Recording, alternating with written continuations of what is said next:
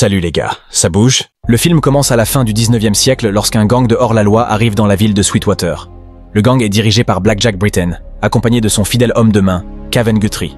Le jeune neveu de Caven, Sunoni Dillard, le plus récent et le plus jeune membre du gang, montre ses talents de tireur aux enfants du coin, ce qui pousse Blackjack à se demander si le garçon est vraiment fait pour une vie de crime. Caven réprimande Sonny, l'exhortant à se comporter avec plus de sérieux. Blackjack ordonne ensuite au gang de se préparer pour un braquage de banque. Alors que le gang fait irruption dans la banque, laissant Sonny à l'extérieur pour faire le guet, Blackjack menace le caissier et lui ordonne d'ouvrir le coffre. Lorsque l'homme insiste sur le fait qu'il ne connaît pas la combinaison, Blackjack lui tire impitoyablement sur un doigt pour le forcer à obéir. Pendant ce temps, à l'extérieur, Sonny aperçoit une prostituée nommée Dolly Sloan, qu'il reconnaît d'un de ses romans à 10 sous préférés. Excité, il partage le livre avec elle et lui demande un autographe. Leur conversation est interrompue par l'arrivée de la cavalerie. Un membre du gang alerte rapidement Blackjack et l'équipe se précipite pour sécuriser le butin. Au milieu du chaos, un client tente de dégainer son arme, et Blackjack l'abat, déclenchant une fusillade avec la cavalerie. Alors que les balles volent, Sonny voit que Dolly a été touchée. Il se précipite à son chevet, mais elle meurt dans ses bras. Sonny rejoint les autres dans leur fuite. En chemin, il aide un membre blessé du gang, Badger, qui est le frère de Blackjack. Malgré ses blessures, Badger insiste pour continuer. Pendant ce temps, Blackjack se rend compte que la poursuite se rapproche rapidement.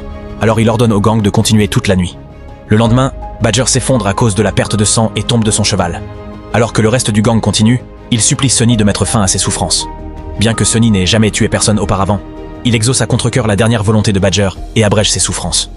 À ce moment-là, des coups de feu éclatent depuis les falaises au-dessus. Sonny est touché à la cuisse alors que la poursuite se révèle et ouvre le feu. Une course-poursuite s'engage tandis que le gang tente de fuir. Au cours de la fusillade, une balle atteint le cheval transportant l'argent volé.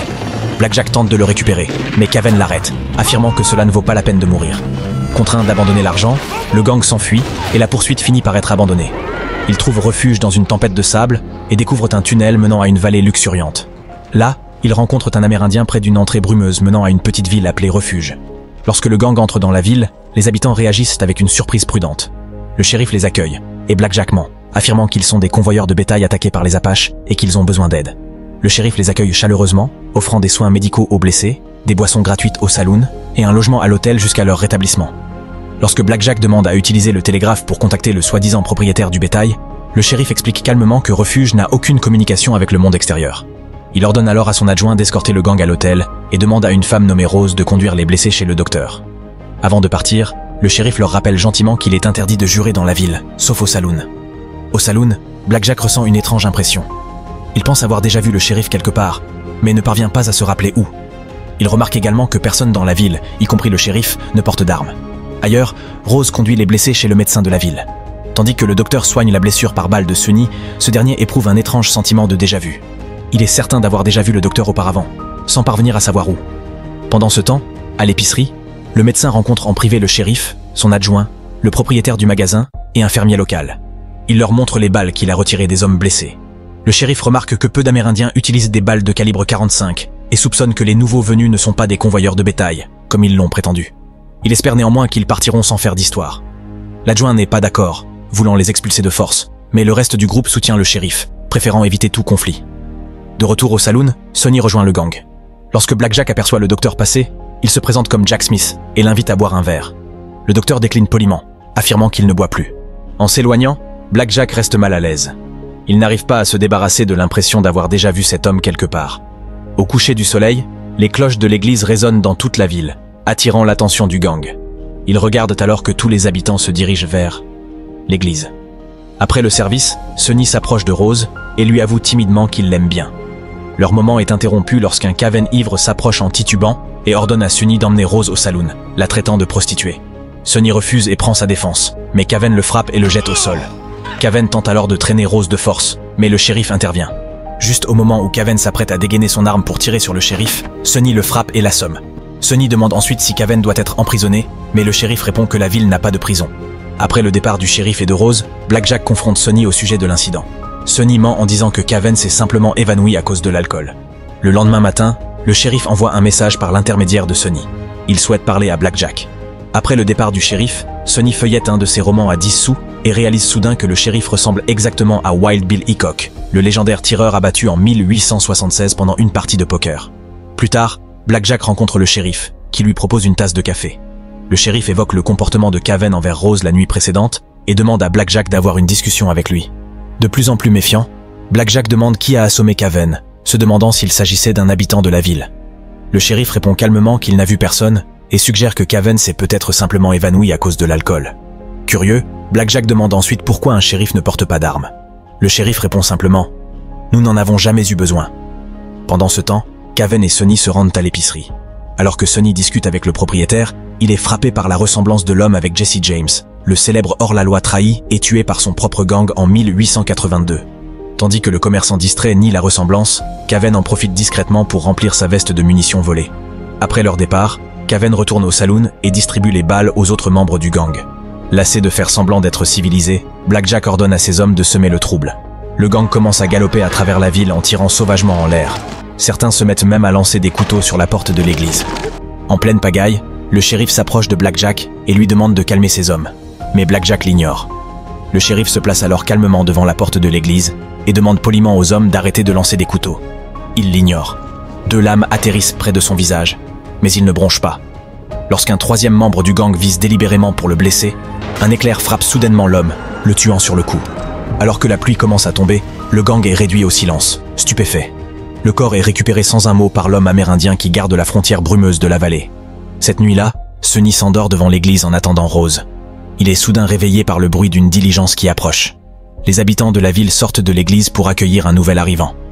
Dolly, la prostituée morte dans les bras de Sonny au début du film, est là, vivante et en pleine forme. Le conducteur remet une fleur blanche au shérif et lui dit qu'il est temps de faire ses valises. Il rentre chez lui dimanche à midi. Alors que la diligence s'éloigne, Sonny, confus, tente de la rattraper, mais le véhicule disparaît dans les airs. Le lendemain, Sonny aperçoit le shérif en train de faire visiter la ville à Dolly. Convaincu qu'elle est morte dans ses bras à Sweetwater, il la confronte, mais Dolly nie tout et insiste sur le fait qu'elle s'appelle Ivy. Après leur départ, Sonny suit le docteur de la ville et l'interpelle par derrière en faisant semblant de sortir une arme. Le docteur réagit instantanément avec des réflexes fulgurants, malgré le fait qu'il ne soit pas armé. Sonny l'accuse d'être Doc Holliday, le célèbre tireur que l'on croyait mort de la tuberculose en 1887, mais le docteur nie calmement. Sonny confirme alors ses soupçons concernant les autres. Le shérif est en réalité Wild Bill Hickok. Le adjoint est Billy the Kid. Le propriétaire de l'épicerie est Jesse James, et le fermier n'est autre que Lefty Slade. Lorsque le docteur demande qui est Rose, Sonny avoue qu'il ne sait pas vraiment qui elle est. Il questionne ensuite pourquoi ces célèbres hors-la-loi laissent le gang de Blackjack semer le chaos alors qu'ils pourraient facilement les arrêter. Ce faisant, il révèle accidentellement le véritable nom de Blackjack, ce qui ravive chez le docteur le souvenir d'un tristement célèbre braqueur de train. Plus tard dans la journée, Sonny s'approche du fermier et l'accuse directement d'être Lefty Slade, un tireur supposément mort de plusieurs blessures par balle. Le fermier nie, mais Sonny lui attrape le poignet gauche et dévoile une cicatrice. Vaincu, Lefty avoue la vérité.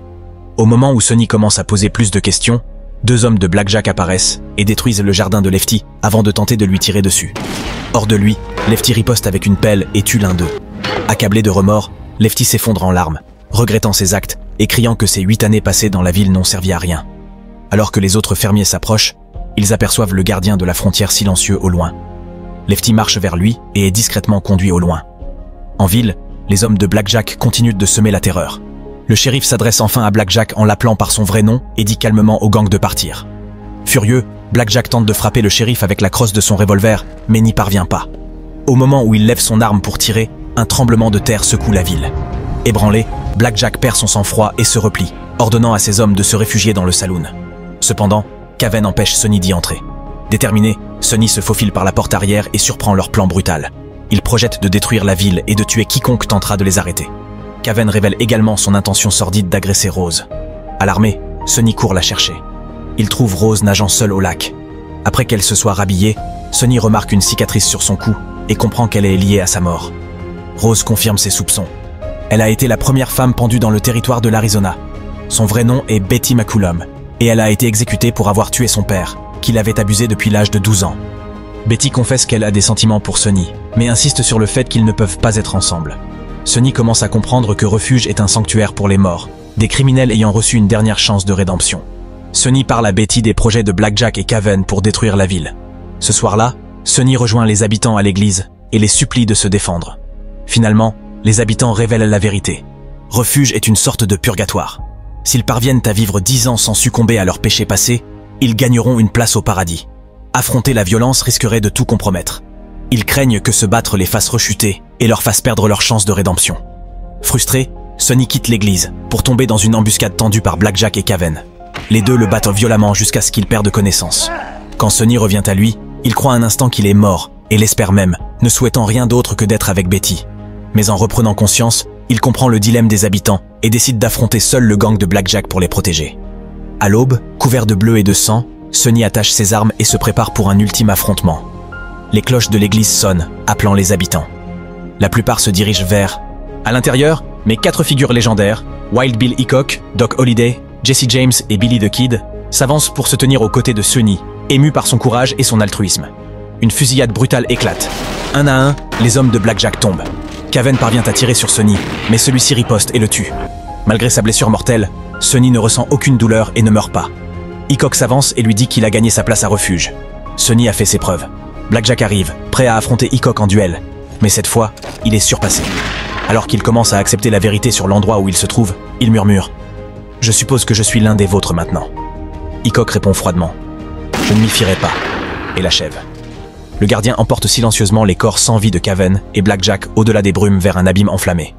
Sans cérémonie, il les jette dans la lave en contrebas. Tandis que leurs cris s'estompent, Hickok, Doc, Jesse et Billy s'éloignent sombrement.